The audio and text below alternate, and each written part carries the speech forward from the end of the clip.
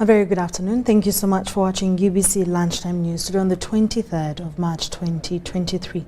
In our top stories of the day, Uganda's State Minister for ICT and National Guidance, Joyce Nabbosa-Ssebuggwawo, has reiterated government commitment to promote and nurture the Ugandan film sector. She was in Mityana at the climax of the second edition of the regional film competition for Central Region at Makan Hill Hotel. Details follow. Oh, so you mean that, yeah? Okay. Money. The Regional Film Competition Initiative was established by Uganda Communications Commission in 2023 to foster development of the creative industry at grassroots level. I would like to thank the creative industry for continuously believing in the commission, always standing up in big numbers to take up this initiative whenever called upon. The Commission is cognizant of these differences in opportunities between various regions, which the country and this region, and the reason we are bringing these initiatives at regional levels for different benefits and people at grassroots levels. It's in alignment with Uganda's Vision 2040 that is committed to fostering a vibrant creative industry that not only enriches the cultural landscape but also creates job opportunities. The regional film competition involves capacity building workshops and local film screenings, which this year reached a record 161 films received. The initiative gathers films from several genres including feature films, TV drama series, short films and documentaries. The Central Region Film Competition this year that has climaxed with our State Minister Joyce Nabbosa as chief guest had 37 trainees. It has been so good, and I've been encouraging the youth to join this industry because it's a very big industry. They can make a lot of money out of it. Youth are looking for jobs, and yet we have jobs here in Uganda. For example, this film industry is very wide and very. There were 5 categories including Best Female Creatives, Best Community Impact Film, Best Smartphone Short Film, Best TV Drama, and the Best Film won by Charles Kasozi for his Tama film. UCC believes that this initiative will create jobs, promote diversity of content, generate revenue, improve quality of content, and develop audiences for local content. It has started with visits to regions with Moroto, Jinja, and now Central visited, and Kasese the next stop before the grand finale in Kampala later this year.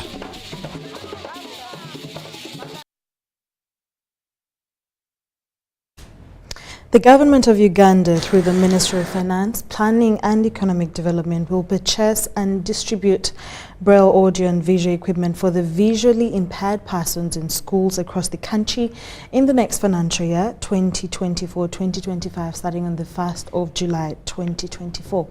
Tonight, our reporter Evan Juko looks at some of the hurdles visually impaired persons go through in classes to achieve better education in the absence of modern Braille audio and vision equipment.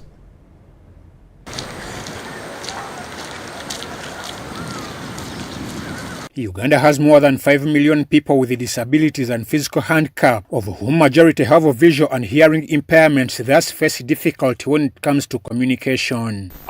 In short terms, we may say a visually impaired person, VIP. In our layman language, we say a blind person. 2 things have to be within us. That is Braille, then sign language. Across the country, schools for the visually and hearing impaired have limited devices that support their learning and communication contrary to the international law of equality for all. We, the visually impaired persons and PWDs at large, we find a challenge of expensive education. Why am I saying so? You find we, the PWDs, or the people who need special needs attention, we may not access quality education like any other person. Reason being, the equipments are so expensive, and that's why our education also is expensive. You find a person, like a family has 5 children.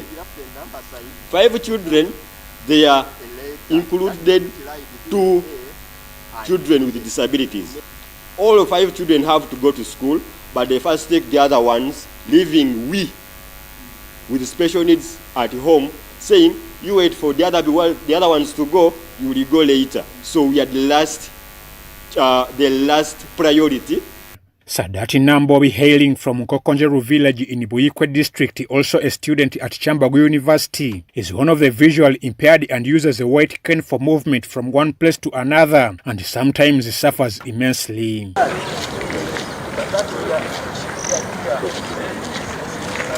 and down, my friend. But I'm sorry.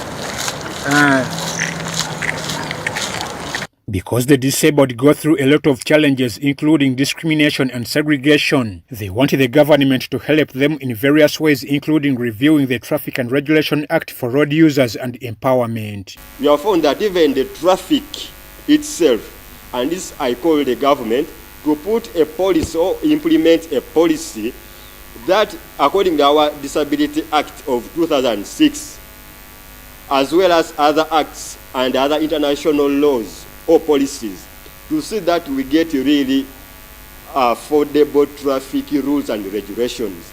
You find traffic guys, you want to cross, but they don't mind. I personally have ever experienced, I was crossing a road around Kampala, I raised my white cane straightly to show that I want to cross, but this is a border man who crossed, I don't know, because of waswas and whatever, he thought that maybe I'm sighted. Nambobi dedicated himself to empower persons with disabilities when he chose pursuing a bachelor's in community-based rehabilitation and empowering people with disabilities at Chambago University.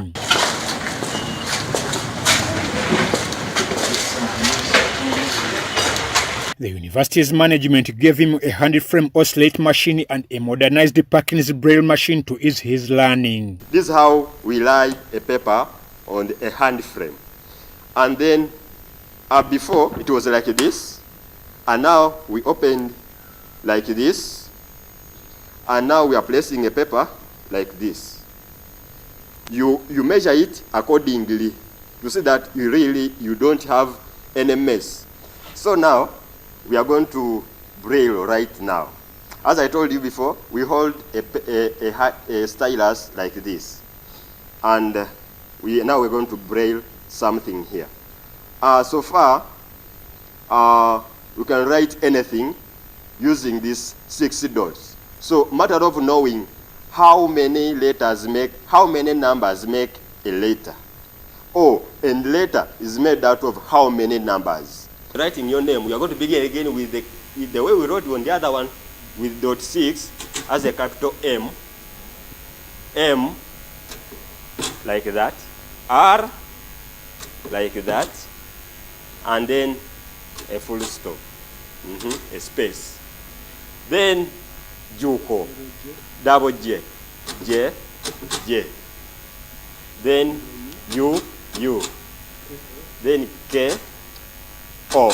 However, Nambobi is concerned about the fact that many tutors who take up the responsibilities of teaching persons with disabilities don't do it with passion. Needs teacher who can handle these children. Let me tell you the hidden information is that most of these people have not the heart of people with visual impairment or people with special needs. They are not passionate. They target financial sector or financial aspect. Affordability of the equipment and gadgets for persons with disabilities remains a threat, especially among private and individually owned learning centers. One machine is over 4 million, and the government really should help us and remove completely taxations on these equipments. However, to ease their work, government plans to provide a budget for the procurement of modern parking braille machines in the financial year 2024-2025. That starts on July this year. According to the international convention on CRPD, Article 24, it states that all states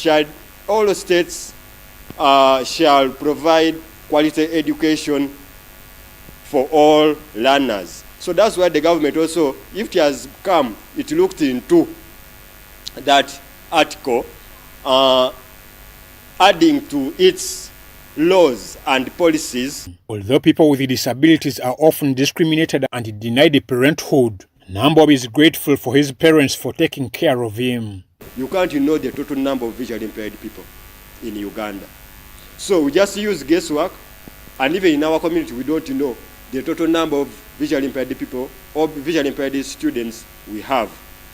So when we are in this census, at least let us try and see that all categories of PWDs, people with disabilities, are known through census. And this, the government will help us. This NDG, this National Disability Grant, is a bit less.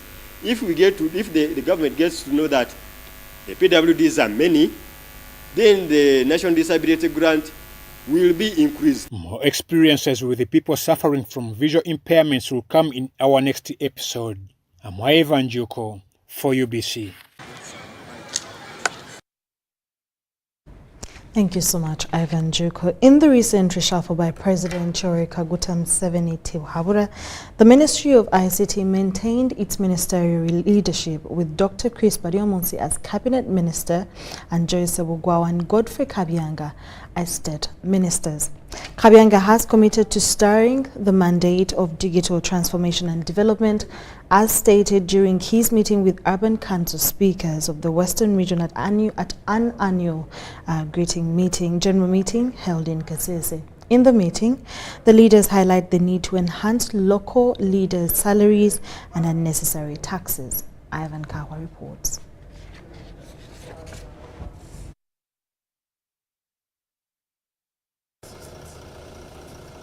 Honorable Godfrey Kabyanga has made his inaugural appearance at the regional annual general meeting for the Uganda Urban Council Speakers Association following his reappointment as Minister in charge of National Guidance.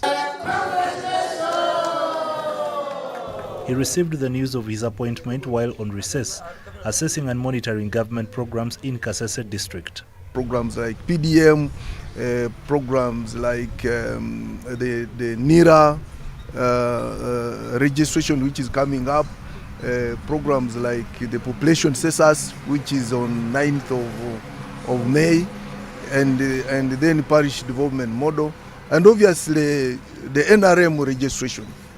Local council leaders were equally excited about the president's gesture in renewing Kabyanga's service in the cabinet of Uganda. Because we were already impressed, and we had a feeling at higher authorities in central government he had impressed by the virtue of his outstanding performance, loyalty, composure. It shows he's a very, very performing individual. And that's why it did not catch us more as of a surprise. The only surprise we got, we were expecting to see him on the first page. That is why we see a person of his stature. I will continue serving as I have been serving. My mandate, the mandate of the ministry is digital transformation, information dissemination, and obviously national guidance, which involves patriotism, mindset change. So I will continue performing my responsibilities as a minister to give policy direction. And obviously, since my mandate has been renewed, I will even double my efforts. Minister Kabyanga also commented on the appointment of General Wilson Mbasumbadi as Minister of State for Trade and General Mhozike Nerugaba as the Chief of Defence Forces in the army structure. Because he's not the first one to be CDF. There are many others who have been CDF before, and they have been deployed in other sectors. So General Mbadi is the latest now to come to become Minister of State after serving as CDF. So that's not new, and therefore people should not speculate. There is no speculation. But the president deploys according to the times. He deploys according to his assessment, and therefore he has assessed where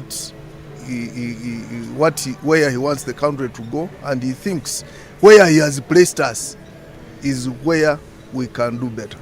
On the other hand, the regional annual general meeting for Urban Council Speakers Association held in Kasese municipality aimed to review challenges faced by urban councils, discuss welfare for local governments, including salary enhancement, and address exorbitant taxation. Imagine 30% taxation is only for those who earn 230,000 from what we get from URA documentation and above.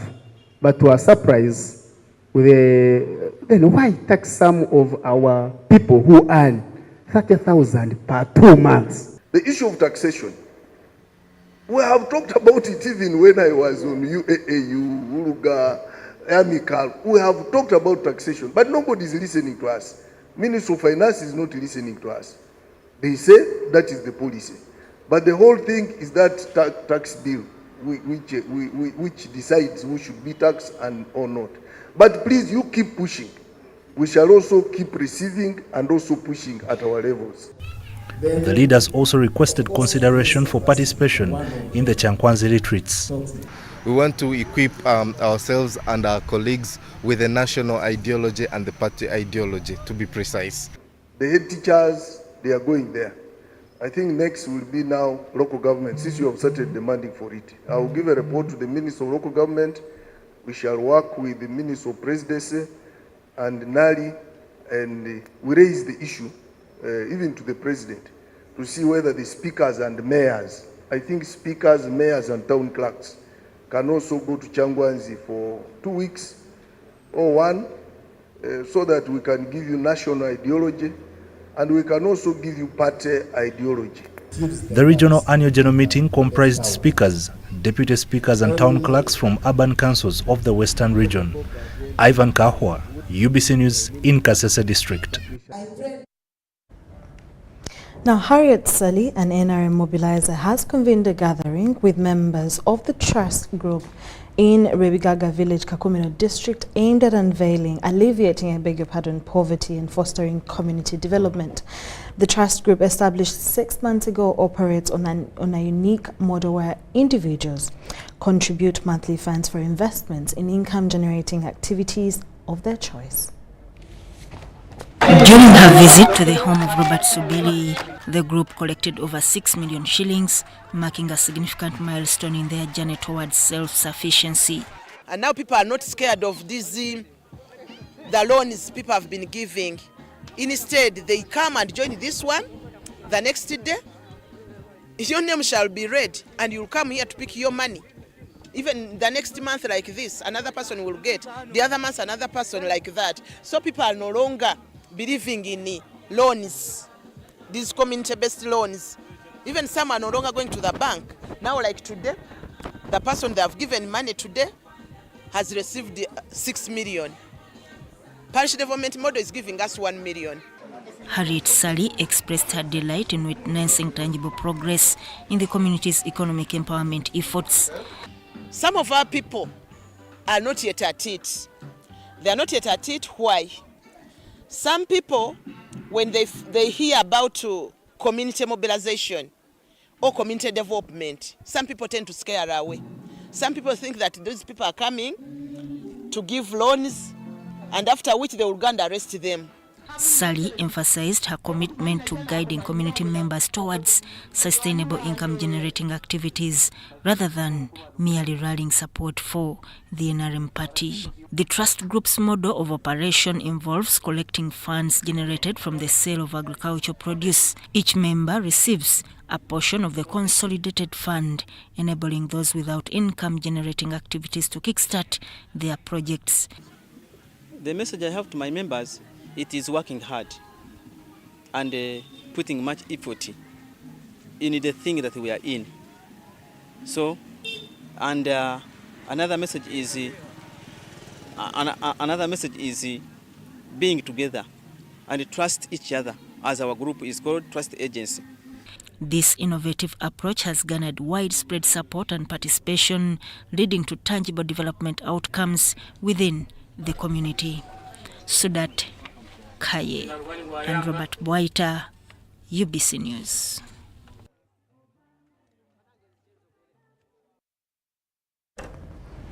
The Indian Association in Uganda has pledged to support environmental mitigation and conservation across the country with this practical campaign to plant over 100,000 trees. Roshan Lasing of the Eastern Indian Association Uganda says that the association is determined to focus in considering indigenous plants, including extending health services to the population.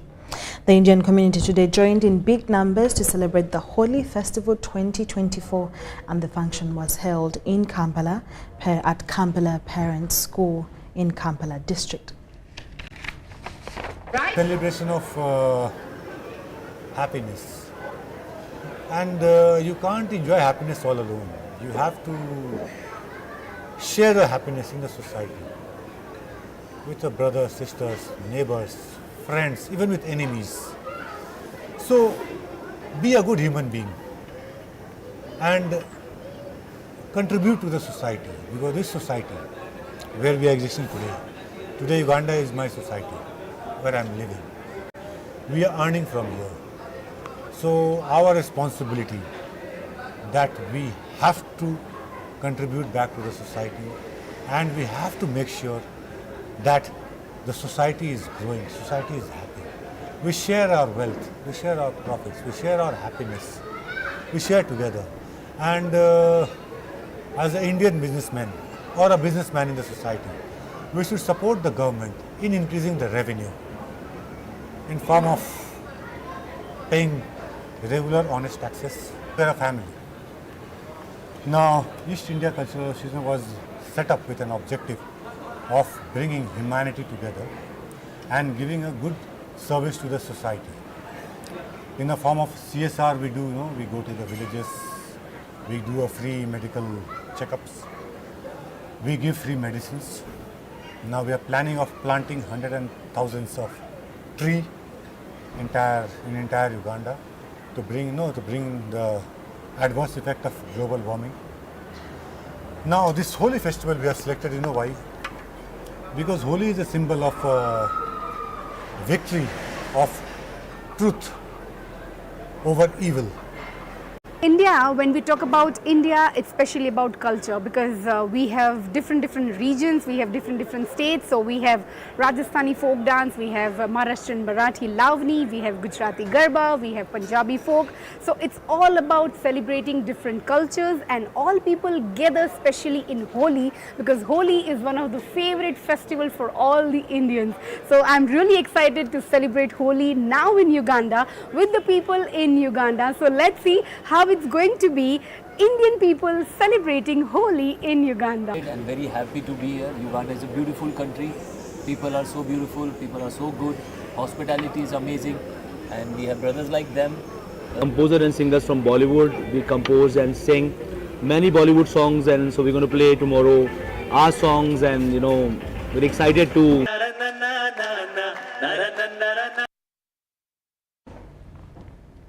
Okasai Opolot has embraced his reappointment, reaffirming his dedication to advancing the objectives of the Ministry of Energy. Being reappointed as the State Minister for Energy, Okasai is to foster economic growth through the mining sector.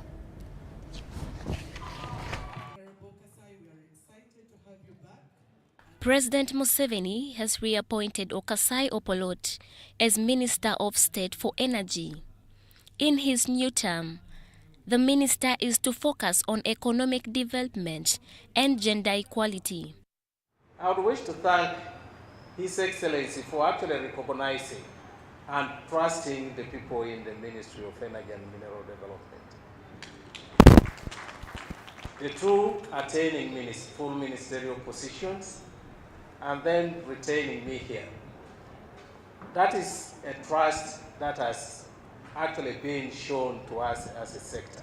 Minister Okasai has stressed to focus on harnessing Uganda's abundant energy and mineral resources for the nation's advancement. In line with the various policies that we have, as energy sector, we are always mindful of the position of a woman in the ministry. Those who have heard me talk at times actually take statistics. How many women do I have, say, in renewable energy?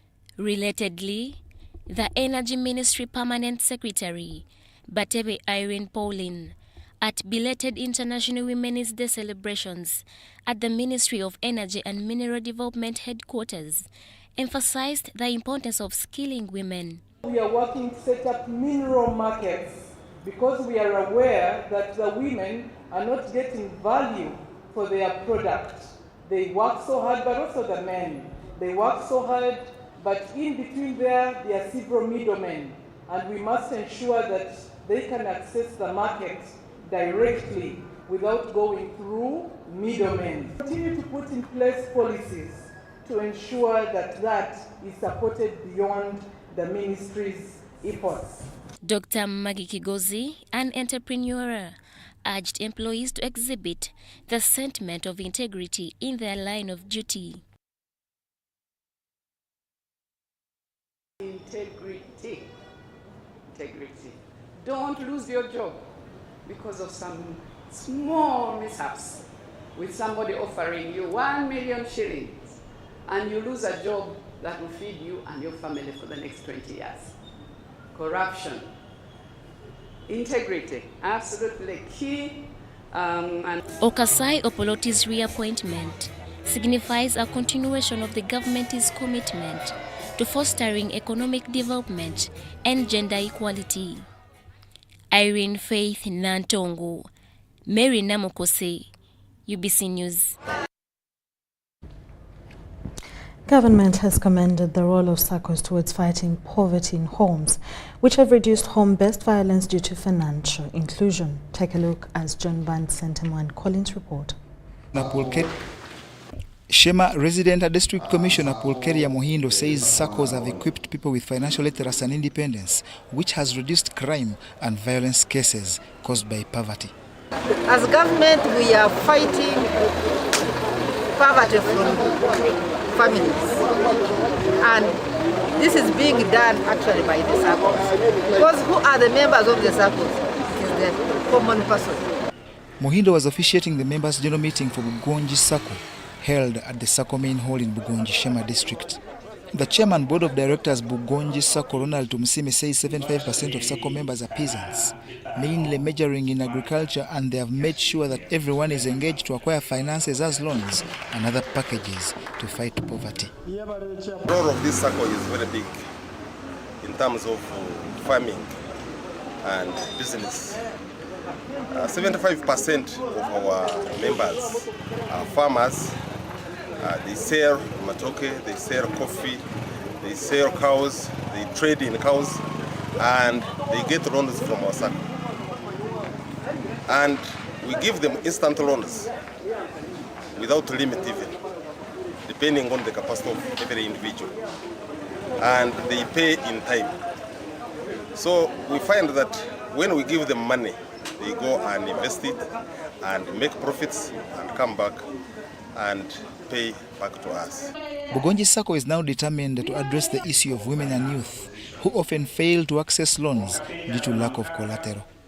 The SACCO has made a surplus of over 1 billion Uganda shillings with an enviable record of developing communities in Shema, Ntungamo and Bushenyi districts.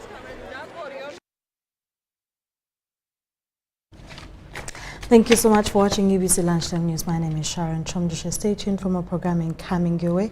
And of course, later on, we will have a live coming from Bukedea, where President Yoweri Museveni will be commissioning and opening Bukedea Teaching Hospital later on UBC TV, Inspiring Uganda. Have a good afternoon.